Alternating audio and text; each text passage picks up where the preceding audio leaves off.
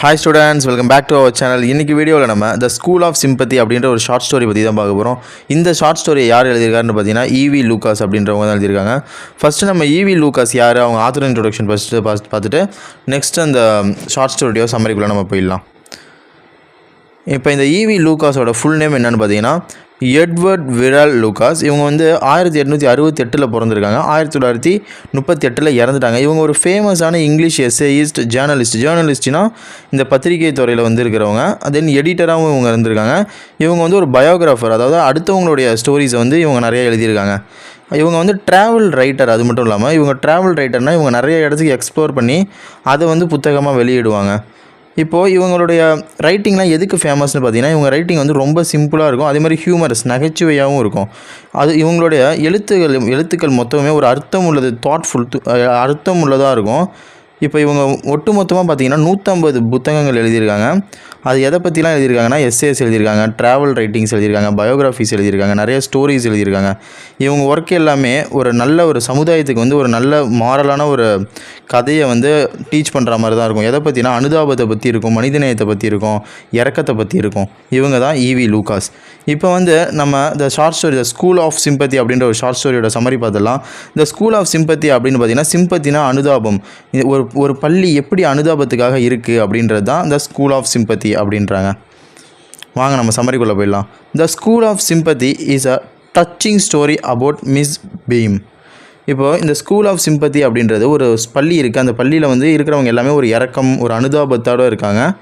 அதனால் இது வந்து ஒரு ஹார்ட் டச்சிங், ஒரு இதயத்தை தொடுற மாதிரி ஒரு சூப்பரான கதை. அந்த ஸ்கூலை நடத்துகிறவங்க யாருன்னு பார்த்தீங்கன்னா மிஸ் பீம்ஸ் அவங்க பேர். அவங்களுடைய ஸ்கூல் தான் த ஸ்கூல் ஃபார் சிம்பத்தி அப்படிங்கிறாங்க. Where the main aim is not only to teach academic subjects but also the develop kindness, sympathy and responsibility.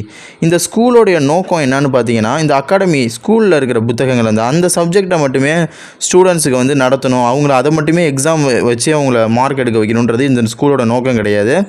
அங்கே இருக்கிற மாணவர்களுக்கு இரக்கம்னா என்ன, அனுதாபம்னா என்ன, அவங்களோட கடமைகள்லாம் என்ன, எப்படின்னா அடுத்தவங்களை ட்ரீட் பண்ணணும்னு சொல்லி தர்றதுக்கு தான் மிஸ் பீம்ஸ் வந்து இந்த ஸ்கூல் ஃபார் சிம்பத்தியை நடத்துகிறாங்க. நெக்ஸ்ட் வந்து இந்த இதோட நெரேட்டர்னால் அதில் அந்த ரைட்டர் தான். இவங்க ஈவி லூகாஸும் இதில் ஒரு கேரக்டராக இருக்காங்க. அவங்கள தான் நெரேட்டருங்கிறாங்க. இந்த நெரேட்டர் வந்து இந்த பீம்ஸோட ஸ்கூலை வந்து விசிட் பண்ணுறாங்க.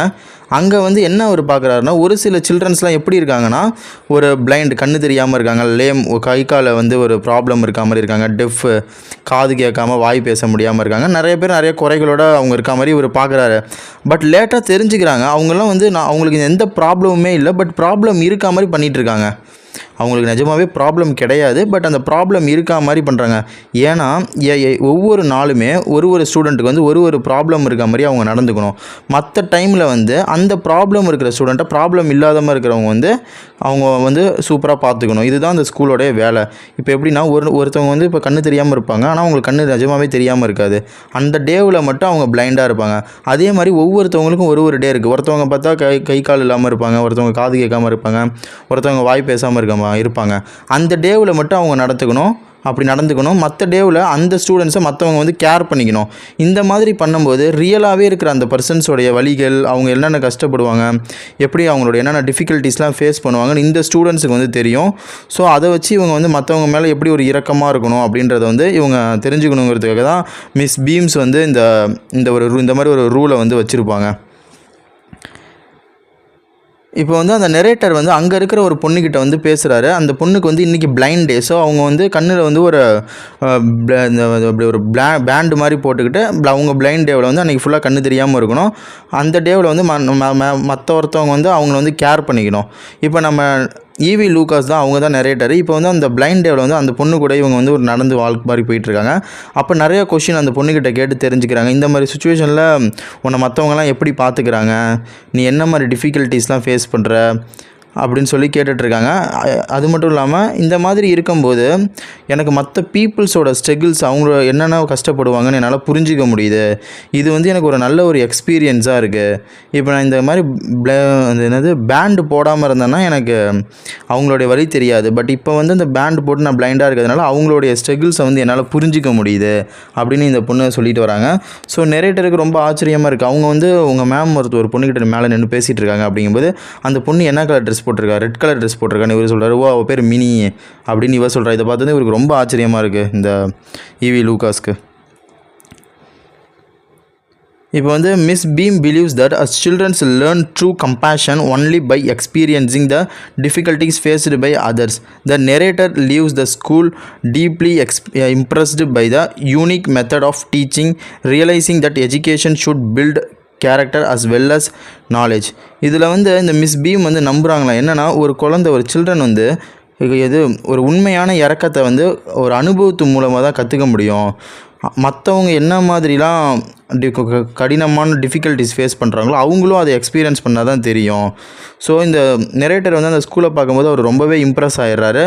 ஸோ அந்த மெத்தட் அந்த டீச்சிங் மெத்தட் வந்து அவருக்கு ரொம்பவே பிடிச்சிருக்கு. அந்த எஜுகேஷன் வந்து ஒரு ஒரு உண்மையான ஒரு கேரக்டர் எப்படி கொண்டு வர்றது, உண்மையான நாலேஜ்னால் என்ன அப்படின்றத வந்து இந்த மிஸ் பீம்ஸோட ஸ்கூலில் வந்து நெரேட்டர் கற்றுக்கிறாரு. அந்த ஸ்கூலை விட்டு அவர் வெளியே போகும்போது கொஞ்சம் கூட மனசே இல்லாமல் தான் வெளியே போகிறாரு.